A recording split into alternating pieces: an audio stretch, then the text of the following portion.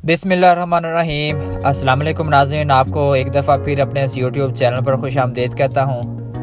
नाज़रीन, आका अलैहिस्सलाम की एक हदीस है और ये हदीस ज़ईफ़ नहीं है, कवी हदीस है, यानी मुख्तलिफ रवायतों के साथ ये हदीस हम तक पहुँचती है। इसको सही बुखारी और सही मुस्लिम में भी नकल किया गया है। हदीस का मफ़हूम कुछ इस तरह से है। हदीस का जो एग्जैक्ट है वो तो मैं आपको नहीं बता पाऊँगा, उसका मैं मफ़हूम आपको बता देता हूँ। उसका ये है कि आका अलैहिस्सलाम ने फरमाया कि वो कौमें तबाह हो जाती हैं जो अमीरों के लिए कानून और गरीबों के लिए कानून और रखती हैं। फिर उन्होंने एक स्टेप और आगे बात की कि अगर मेरी बेटी भी चोरी करे या यानी उसको अगर वो भी चोरी करे तो मैं उसके भी हाथ काटूंगा। इसका मकसद उनका करने का उम्मत को समझाना ये था कि कानून से ऊपर कोई भी नहीं है। ज़ाहिर है आका अलैहिस्सलाम ने वो रूलर भी थे, उन्होंने हुक्मरानी भी की है, तो उनका ये बयान देना इस चीज़ का सबूत है कि हुक्मरान की चाहे बेटी ही या बेटा क्यों ना हो, अगर वो भी कुछ गलती करेगा और कानून की जद में आएगा तो उसको भी कानून के मुताबिक सज़ा मिलेगी। इस वीडियो में मैं आपको जो आज से कुछ साल पहले शाहजेब कत्ल केस था, जो कराची में शाहजेब नाम का लड़का कत्ल हुआ था जिसको शाहरुख जतोई ने कत्ल किया था, उसका कुछ आज नई अपडेट आई है।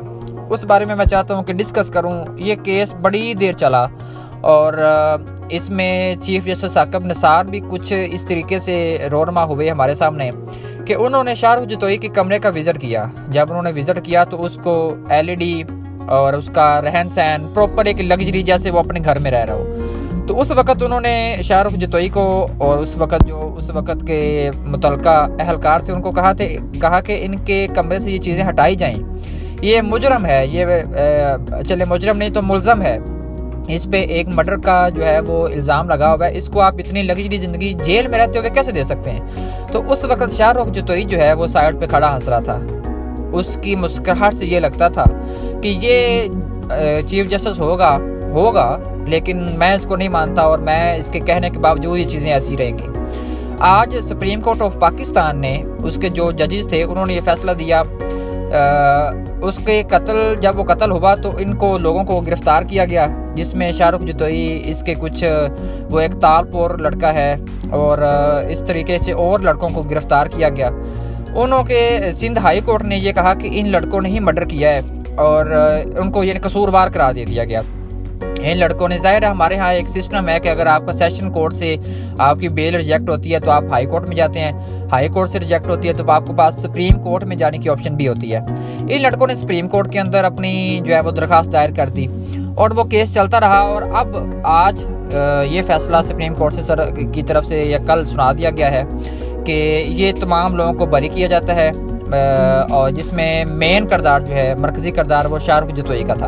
अब शाहरुख जतोई को जेल में लग्जरी ज़िंदगी देना और फिर उसका सुप्रीम कोर्ट से भी केस का अखराज हो जाना, ये साबित करता है कि वो एक ताकतवर बंदे का जो है वो बंदा था। ताकतवर लोगों का जो है वो कुछ, ज़ाहिर है उसके वारिस साहब कुछ होंगे या उसका कोई अपना जानने वाला बड़ा पहुंचा हुआ होगा कि जिसने उसको जेल में भी एक आरामदेह ज़िंदगी दी और आज सुप्रीम कोर्ट से भी उसको रहा करके ले गया और उसको जितने भी उसके साथ लोग थे सारों को बरी कर दिया गया है, बाइज्जत बरी किया गया है।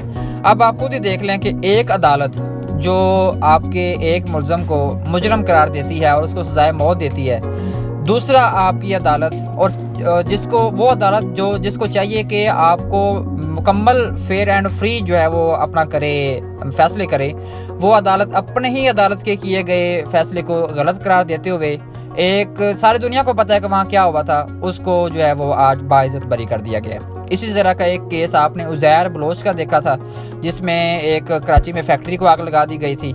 सारी फैक्ट्री 250 के करीब लोग जल के मर गए थे। कोई आजकल नहीं उनका केस किधर है पता नहीं, बाइज्जत बरी हो गए लोग। कई केसेस इस तरह से हैं। साने मॉडल टाउन आप देख लें, 14 लोगों को दिन दिहाड़े गोलियों से भून दिया गया। किधर हैं आजकल? आज के उधर एक बंदा भी गिरफ्तार हुआ या एक पुलिस एहलकार को भी ओहदे से हटाया गया या एक जो आपके पुलिस अफसरान डायरेक्ट उसमें मुलव्वस थे, उनको क्या सजा दी गई? क्या उनको मुअत्तल किया गया? क्या उनकी डीमोशन की गई?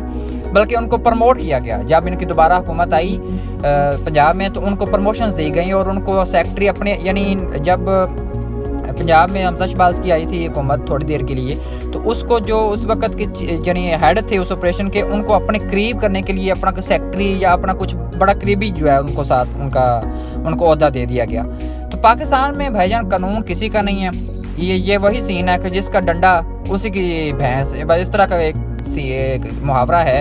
इसी तरह से पाकिस्तान का कानून चलता है कि जिसकी पहुंच है वो चाहे कत्ल करके आ जाए, उसको किसी ने कुछ नहीं पूछना। लेकिन यहाँ पे हमारे ऐसे बंदे भी जानने वाले हैं कि जो एक बकरी चोर, एक भैंस चोर, वो बेचारे सालों साल अंदर फंसे हुए हैं। उनके बच्चे बड़े हो गए, बच्चों की शादियां हो गई और वो अंदर ही है। और फिर कई दफ़ा इस तरह भी होता है कि जब बंदों की बारी आती है केस की, तो वो केस मसलन आज केस चल रहा है, उसकी बारी आएगी सुप्रीम कोर्ट में, तो बारी बहुत लेट आती है। बारी आती है फॉर एग्जांपल 20 साल बाद। तो कई दफ़ा इस तरह हुआ है कि जब बारी आती है तो मुलजम जो है उसकी डेथ हो चुकी होती है, डेथ हुए भी कई साल गुजर चुके होते हैं। तो पाकिस्तान में यही कानून है, इस निज़ाम को बदलने की ज़रूरत है। यही आवाज़ लेकर एक बंदा पहले भी पाकिस्तान आया था और एक बंदा अब भी जद्दोजहद कर रहा है। खुदारा उनका साथ दें अगर आप चाहते हैं कि आपके साथ ऐसा ना हो। मज़ीद इस तरह की इन्फॉर्मेटिव वीडियो जानने के लिए हमारे चैनल को सब्सक्राइब करें, बेल के आइकन को लाजमी क्लिक करें ताकि इन्फॉर्मेटिव वीडियोज़ आपको बर वक्त मिल सकें। शुक्रिया।